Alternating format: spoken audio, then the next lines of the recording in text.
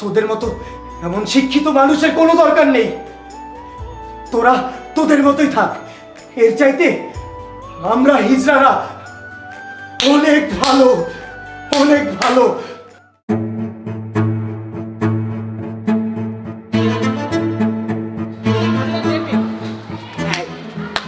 তোদের ঘরে নাকি চাঁদ আসবে, আমাকে মিষ্টি খাওয়ার টাকা দিবি না? টাকা দে।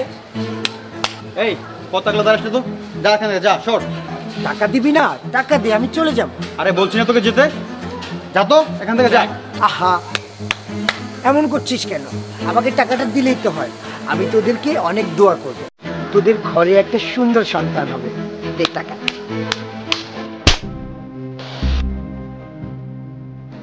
মানুষ আসলে ঠিকই বলে, তোরা একটা সত্যি হিজড়া। তোদের না আছে কোনো জাত, না আছে কোনো আত্মীয় স্বজন, না আছে কোনো আপনজন। তুই দেখছিস আমার ওয়াইফ অসুস্থ, তাকে নিয়ে হসপিটালে যাচ্ছি, আর তোরা সে টাকা না দেয়। তোর কত টাকা লাগবে বল, কত টাকা লাগবে তোর?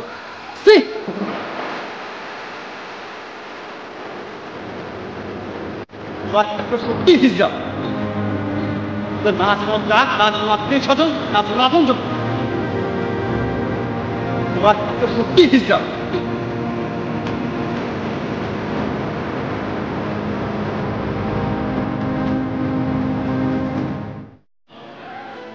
ম্যাডাম, আমার ওয়াইফের অবস্থা কি খুবই গুরুতর? দেখুন মিস্টার সানি, আমরা আপনার ওয়াইফের অবস্থা যতটুকু ভেবেছিলাম অবস্থা তার থেকেও গুরুতর। আপনার ওয়াইফের ব্লাড লেভেল এতটাই নিচে নেমে গেছে যে এক্সট্রা ব্লাড দেওয়া ছাড়া তাকে আমরা কোনোভাবেই ওটিতে নিতে পারছি না। It's very risky. ম্যাডাম, যত রিস্ক হোক না কেন, যত টাকা লাগুক আমি দেবো ম্যাডাম। তারপর আমার ওয়াইফ এবং সন্তানকে বাঁচাতে হবে madam. Please madam, please. I understand mister Sunny, আসলে টাকা দিয়ে না সব কিছু হয় না। আর আপনার ওয়াইফের যে ব্লাড গ্রুপ ও নেগেটিভ, এটা খুবই রেয়ার, যেটা কিনা এই মুহূর্তে অ্যারেঞ্জ করা খুবই টাফ। তবুও আমরা আশা ছেড়ে দেইনি, আমরা চেষ্টা চালিয়ে যাচ্ছি। বাকিটা আল্লাহর উপর ভরসা রাখুন। আর হ্যাঁ, এই বিষয়ে আমার নার্স আপনাকে হেল্প করবে, কেমন? অনেক অনেক ধন্যবাদ।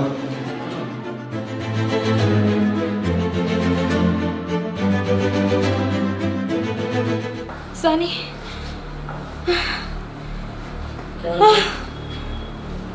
সানি, সানি তুমি কোথায়? সানি,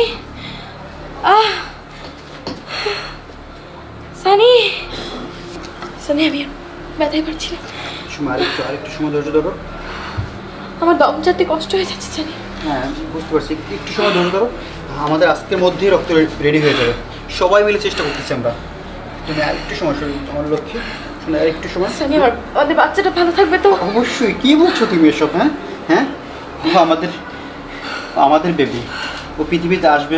আমরা ওরা কত সুন্দর করে লালন পালন করে বড় করবো, তুমি জানো। আমাদের স্বপ্নটা পূরণ করবো না আমরা? বলো। তুমি একদম টেনশন করো না, আর একটু সময় শোনো, আর একটু। সানি সাহেব, আপনার জন্য সুখবর আছে। বলুন, কিসের খবর? আপনার আর চিন্তা করতে হবে না, আমরা ডোনার পেয়ে গিয়েছি। ও নেগেটিভ রক্ত ম্যানেজ হয়ে গিয়েছে। সত্যি বলছেন? আমার এই বিপদের দিনে কে এমন আবার আপনজন যে আমার পাশে এসে দাঁড়িয়েছে, আমার ওয়াইফকে রক্ত দিবে? ম্যাডাম, একটু ওকে ডাকুন না, একটা ধন্যবাদ জানাই। এই বিপদের দিনে আমার পাশে দাঁড়িয়েছে। প্লিজ ম্যাম, ও একটু ডাকুন। অবশ্যই। ফুলিয়াপা, ফুলিয়াপা, একবার এদিকে আসুন তো। উনি আপনার ডোনার। কি তুই এখানে? তুই আমার ওয়াইফকে রক্ত দিবি? তোর এত বড় সাহস! তুই একটা সামান্য হিজড়া হয়ে আমার ওয়াইফকে রক্ত দিতে আসছিস? তুই কি ভাবছিস তোর রক্ত আমার ওয়াইফের শরীরে দিব? ডাক্তার ম্যাম, আমি ওর রক্ত আমার ওয়াইফের শরীরে দিব না। সানি সাহেব, আপনি কি কথাবার্তা বলতেছেন বুঝতেছেন কিছু? আপনার ওয়াইফ মৃত্যু সজ্জায় আছে, আর কত কষ্ট করে এই ও নেগেটিভের একজন ডোনারকে পেয়েছি আমরা। আর ওনাকে যদি না পেতাম এখন কি একটা অবস্থা হতো আপনি জানেন? একটা হিজড়ার রক্ত যদি আমার ওয়াইফের শরীরে দেই, আমার সন্তানও পৃথিবীতে হিজড়া হয়ে জন্ম নেবে। ছি সানি সাহেব, আপনি আধুনিক যুগে থেকে সেকেলে চিন্তা ভাবনা করেন। আপনার এই বিপদের দিনে এই মানুষটা আপনাকে সাহায্য করছে, কোথায় আপনি তাকে মাথায় তুলে রাখবেন? আপনি তাকে অপমান করছেন। আপনার লজ্জা থাকা উচিত।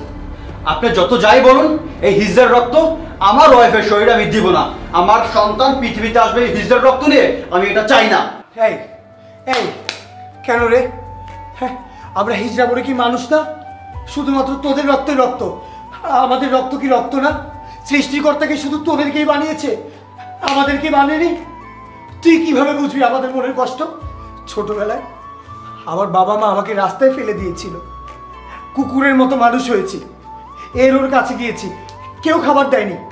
এই খাবারের জন্যে নাচ শিখেছি, হাততালি দেওয়া শিখেছি, তারপরে খেয়ে পড়ে এত বড় হয়েছি। রক্তের কথা বলছিস? তোর রক্ত খুব পবিত্র, আমাদের রক্ত অপবিত্র না? এই তোর রক্ত বের করে দেখা তো, আর আমারটাও বের করি, দুটো একসাথে রাখ, করে দেখ দুটো আলাদা করতে পারিস কিনা। পারবি না, পারবি না।